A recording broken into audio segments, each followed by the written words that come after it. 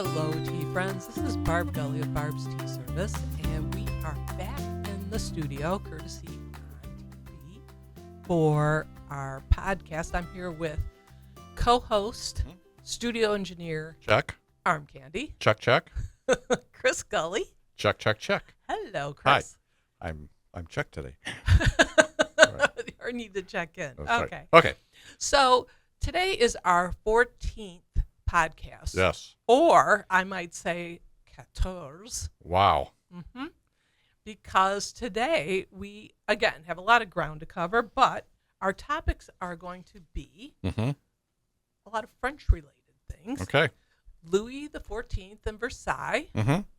We have the French Revolution and Bastille Day Mm-hmm. coming up, Right. July 14th. Amazing. Wow. Uh-huh. We're going to talk about Marie Antoinette, Paris, Uh-huh. and French tea. Uh-huh. C'est beaucoup, un peu de temps. Wow. That means that's a lot to cover in a short time. Okay. All right. I think we can do it. All right. And if we have time, I think it'd be fun to share a Northern Michigan tea business Yes. that we met up with last weekend. Yes. Okay, All right. so, mais d'abord le thé. Ooh, I think that means something. As we Americans would say, but first tea. All right. Here we go. So today I selected de mon frère, Mm-hmm. and we had this a couple of podcasts ago. Right. I mentioned that this was given to us by our favorite New York couple, Mhm. Matt and Jenna, when they were in Paris. They Right. brought this back. Right. It was a sampler. Mm-hmm. And we had a green tea podcast 12. Mm-hmm. And I mentioned that this company had ties to all the way back to King Louis XIV. Mm-hmm. And you said, let's save that story for our 14th podcast. How prescient of me. You are a trade genius. Wow. Yes. All right. So today we're brewing up another one of the de mon frère Mm-hmm. teas, and this one is called Jardin Bleu. Okay. That's Blue Garden. Yes. Okay. Very good. Wow. And did you take a little sample? I Let's will. try Yep. a little bit. Yep.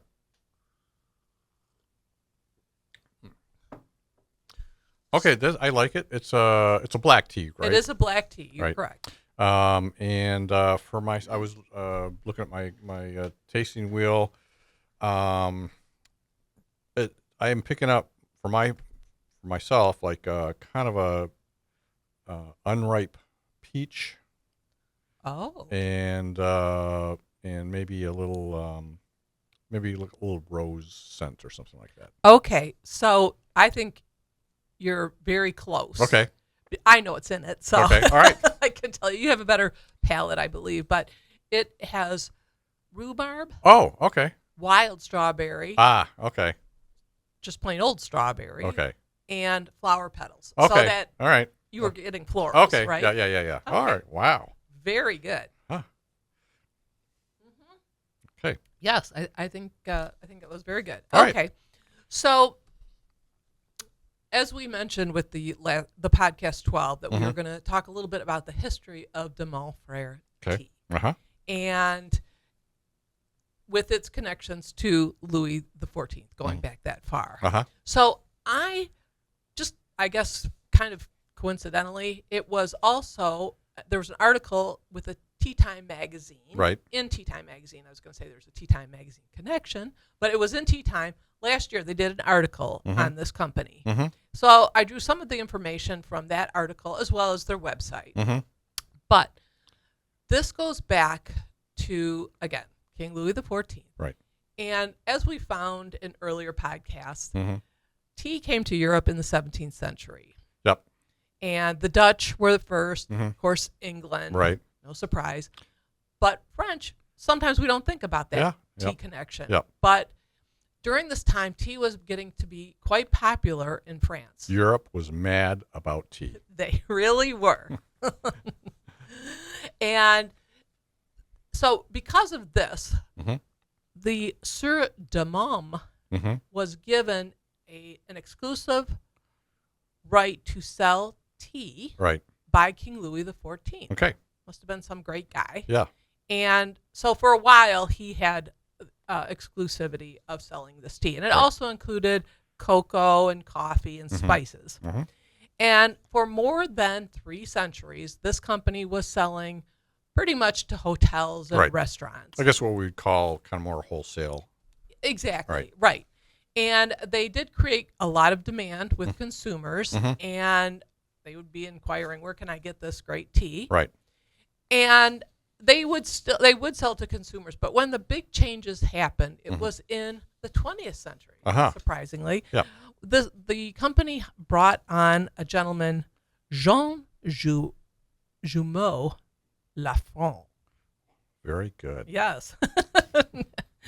And with his arrival, he made some noticeable changes.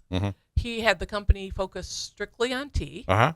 And then in 2008, he opened up their first, they opened up their first tea room in Paris.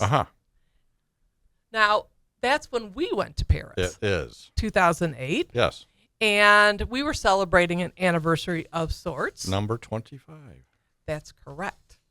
And I don't know. I don't recall seeing this tea room. Yeah. But we were going all over. We were taking the sights in. We were taking in the sights. So it was a really nice place to share this wonderful anniversary. And we went not only to Paris, that's where we were kind of home based. Right. But we did some other trips. We went up to Giverny and the home of Monet. Exactly. And his water lilies. Yes. Which I think influenced. We stole that idea. Yes. Just say it. At Pemberley Pines. So our pond has water lilies in it. It's lovely. Yeah. It's reminiscent of Giverny. And we also went to Versailles, and that was the royal palace of King Louis XIV, 15th, and 16th. Yes. And do you recall how our tour guide had told us you could remember the Louis and the history of Versailles? So it was kind of like the life cycle. So Louis XIV built it. Louis XV enjoyed it, and the 16th kind of lost it. That's it. Yeah. That's true. So, as we had mentioned before, Versailles had started like Chambron, like Pemberley Pines, as a humble hunting lodge. There probably was not a pop-up camper involved in those first 2 examples, but yes. I think you're right. But Versailles originally started out with King Louis XIII. Right.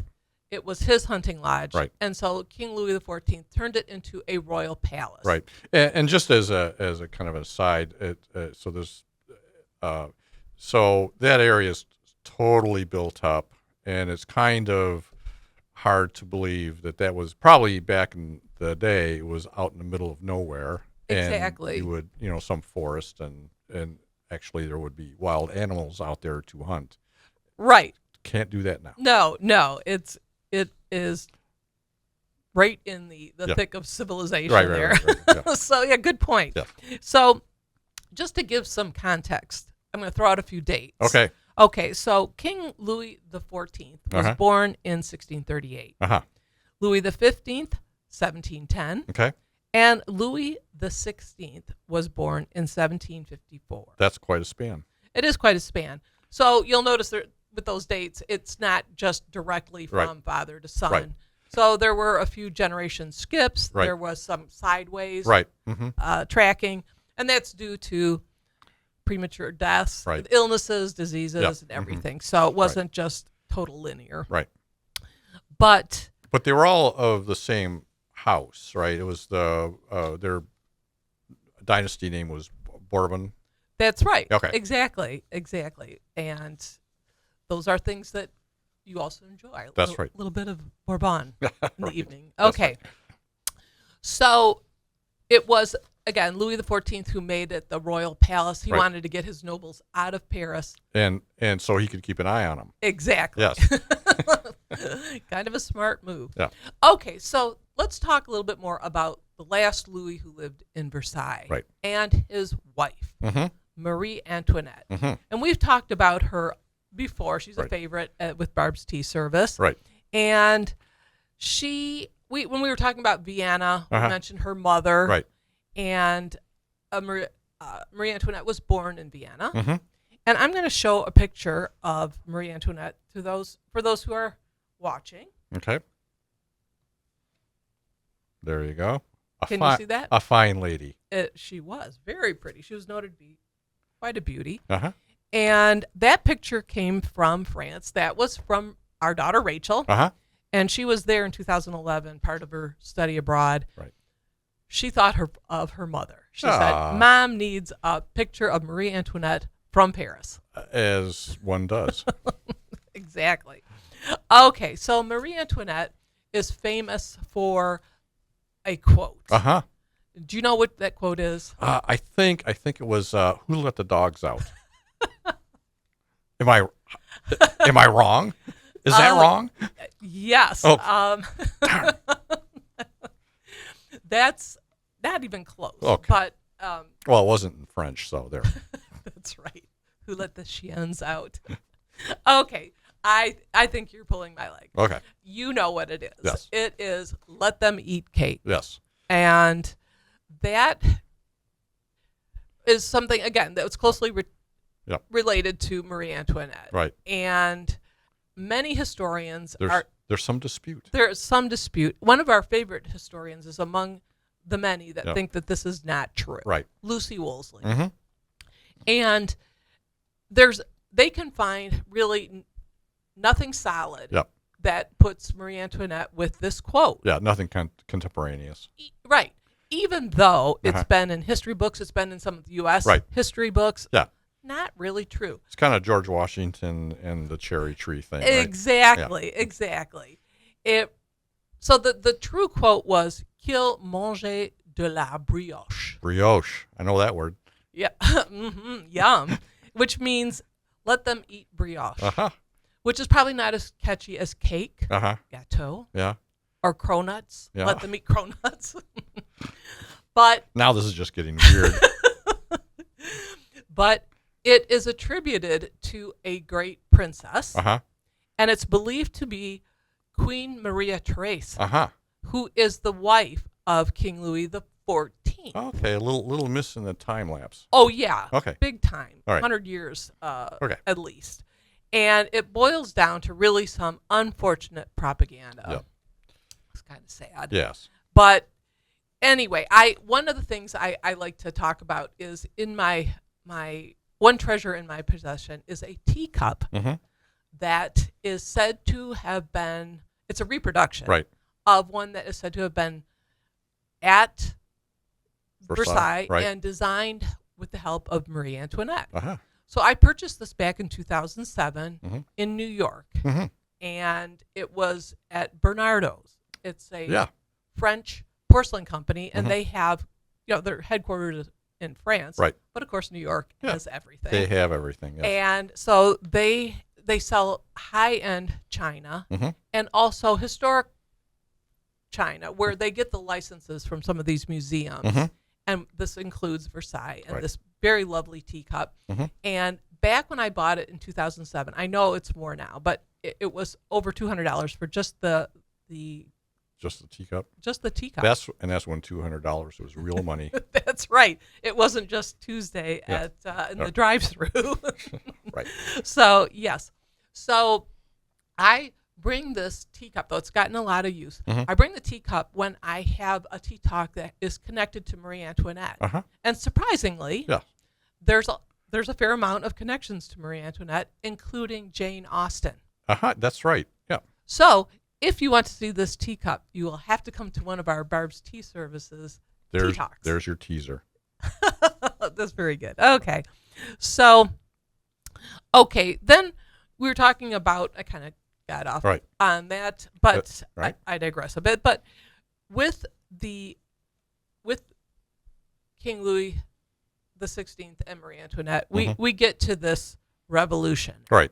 And we have Bastille Day, July 14th. Another 14th. Another 14th. So we kind of really are holding true to this 14th podcast. So this, again, the storming of the Bastille was a little bit of theater. Yep. Yeah. I mean, they really didn't release. Well, it doesn't. So, I think there's in popular culture, there's a lot of these paintings and, thousands of prisoners being released. And I think it was like 6. Right. Which, I mean, it's not nothing, but it wasn't quite the coup that it might have been made out to be. Right. And there were some that really should have. Yeah. Of this handful. Yeah. Some that should not have been right, released. Right. Yeah. Didn't know what was going on. Right. Okay. So I have a lot of great memories from that trip. Yeah. And it was my first time to Paris. Right. But it wasn't your first time. No, it was not. You were back there when you were 19. That's right. It was my my days. I was the college student on a bicycle with a backpack. Touring England, Scotland, and a bit of France. And so we did stop in Paris. And so this would be 1975. So big changes. So in 75, no one spoke English. Really. Right. And so that was different. And then in our later trip, there was a McDonald's there, right, on the Champs-Élysées, right. But it wasn't your normal McDonald's. No, in fact, yes, it was right off the Champs-Élysées, mm-hmm. and I want to note that you were right. I mean, just on your comment about people not speaking English. Right. So when we were there, I mean, we had really no trouble navigating and which was interesting development. Right. But yes, this McDonald's. So when we walked in, it was on the Champs-Élysées. Yes. I don't know how they were able to do that. But they did. Yeah. And when we walked in, I thought I had. Well, we were in the wrong place. Right. That can't be. Because it was beautiful. Yes. It was. It had these like marble floors and these white columns and beautiful counters with macarons they were selling. Yes. Big macarons. Yeah. One of our guilty pleasures when we travel is we will look up and patronize the local McDonald's because that's what we do. That's yes. We do. We're classy. I know. Stay classy, gullies. Yes. Right. So but this was pretty remarkable. Yeah. Okay, so when we went to, when we went to Paris, mm-hmm. I loved our hotel. Mm-hmm. It was pretty close to the Champs-Élysées and McDonald's. Yes. But it was also the home of where a place where Marcel Proust had lived. Right. And they did market that. The hotel mm-hmm. did say that. Mm-hmm. And it was a typical European hotel. Yeah. Kind of small. Yeah. Charming. Super charming. Yeah. And when you looked out the window, if you kind of crane your neck, stretched a little bit, you could see the Eiffel Tower. Amazing. And they didn't mention that. Yeah. And I thought, it's like every day, Right. And I thought, if this would have been an American hotel, how they would have marketed it as, peekaboo views of the Eiffel Tower or some sort of, catching a glimpse of the tower, but there was nothing. Yeah. So they were pretty. Yeah. They were blasé about it. Yes. Another French word we're throwing into the mix here. Oh, very good. Very good. Yeah. Okay, so a couple of places that I wanted to go when we were in France, or we were in Paris, was I wanted to go to Mariage Frere and Angelina's. All right. And Mariage Frere, they also had ties back to Louis XIV. Right. Mm-hmm. This Nicolas Mariage mm-hmm. was actually doing, working for their trading company mm-hmm. and the French East India Trading Company, because there's an English. Yep. All right. So, Nicolas Mariage, he was kind of working for Louis XIV mm-hmm. and making trade deals. Mm-hmm. And he was making deals with the Shah of Persia. Right. So that was his job. Mm-hmm. And then his brother was also doing things. And, centuries later, they're still in the trades. Mm-hmm. And we get to the 1850s. Right. And apparently the exclusivity of tea that we talked about for the de Meaux family, that must have expired because Marriott Fair, they're selling tea. And they're the descendants of Nicholas. They open up a tea business in Paris and very successful. Right.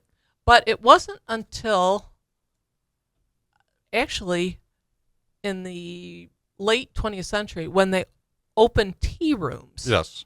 And there's 3 of these tea rooms in Paris. One of them we went to. That's the original building that the brothers had in 1854. Yeah. And now it's a tea room, and they also have a tea museum upstairs, Yep. which we went to.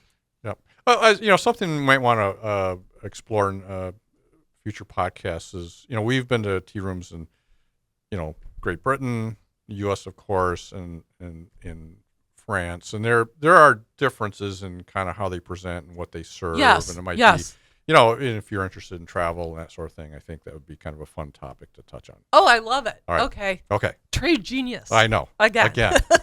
I can't help it. So when we were at Marriott Fair, I will say to this day, it is where I had the best cup of tea ever. That's a bold statement. It is a bold statement, but I stand by it. What was it? It was the it was their breakfast tea. But it was fabulous. And they have a whole bunch of teas. I'm going to just show you. This is one of my souvenirs from the tea room. But it seemed as though all their servers were sommeliers of sorts, and it was brewed expertly. It was just so. It was a very high-end experience. It was. Yeah. It was. And so we really, that was quite an experience. We also went to Angelina's. And Angelina's is across from the Louvre. Remember that? And that was created in 1904, I think it was, by a gentleman whose name was Antoine Rumpelmeyer. And he named this tea room, well, it's a restaurant. Yeah. And he named it after his daughter-in-law, Angelina. Oh. That's kind of sweet, isn't it? Yeah. So here is the tea tin that I got when I was there. It is the best Earl Grey. Oh, again, another bold statement. Yes. Right. So when we visited there, we had a little snack. We had the tea. Right. And it was a place back in the day for all the fashionable set. Coco Chanel liked to go there. So did Marcel Proust. Amazing. Isn't it? What a tie-in. Exactly. Like, wow, this guy got around. He did. He was at our hotel. Yeah. Okay. What are you doing here? Right. So the good news is that Angelina's is now, there's a tea room in Manhattan. Yes. They opened up during quarantine. Yep. Not the best, but our New York family, Matt and Jenna, they've been there. They've also purchased tea for me when they have been at Angelina's. And there it is. All right. Earl Grey, so good. And there was an article I got from Untapped New York. The author, her husband, she's American, but her husband's French. And she said that they have the best croissants in New York. And they're going to let them eat them?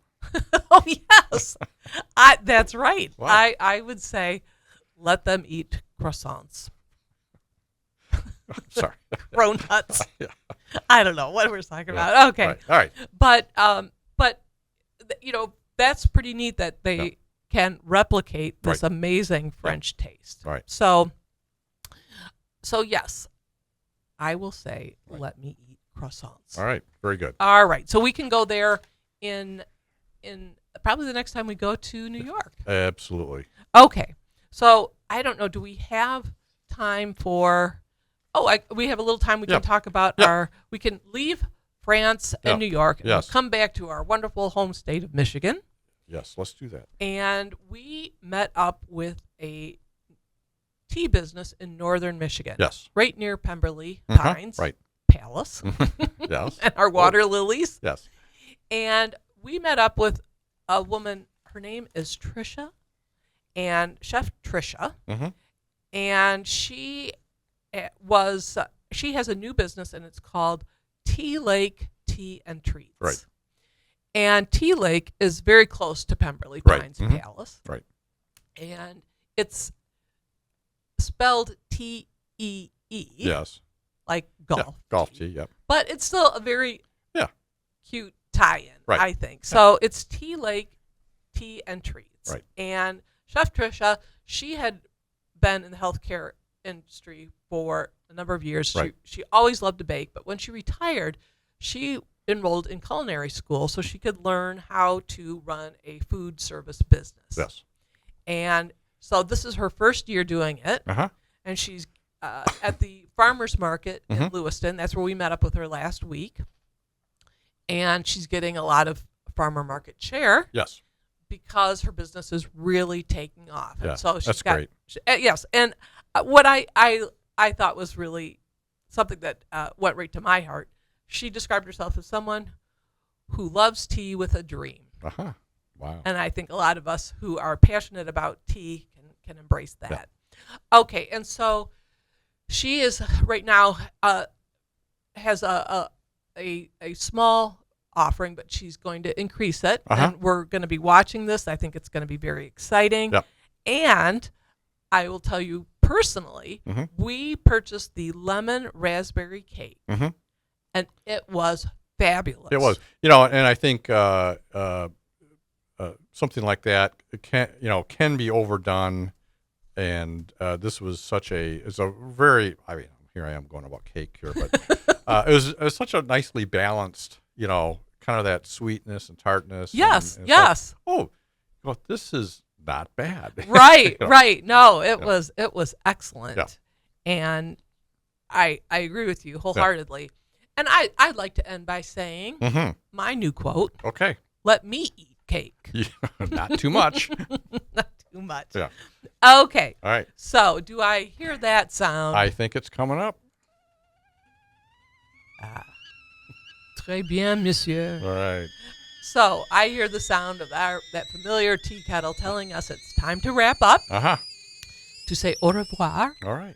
And I want to thank all our listeners and watchers Mm-hmm.